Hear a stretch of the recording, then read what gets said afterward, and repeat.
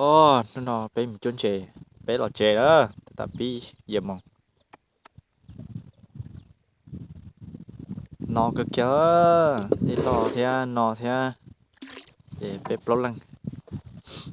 tại vì giờ mong vô lòng chè, xin nó tại giờ cậu ý mong tại chua,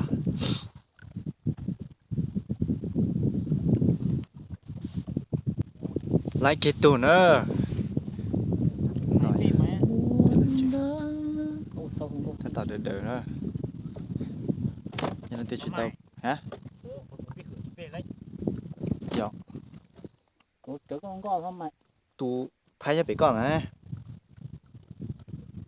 Có tá này có vô còn bé, cái vô còn cũ ấy chứ, nó biết tại giờ mong vô lòng chè. mà tụ búa nha Nó nhớ tới chờ sẽ là phục khủng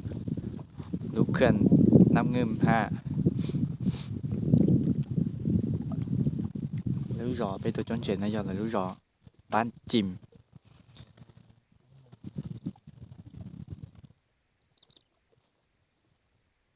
để nó lọt cứ hạt to thì bên nó lọt nữa bên nó lọt nữa nên tôi chỉ tao tôi bỏ nó tôi sai đó rồi có xe cơ nha không không không có rồi mà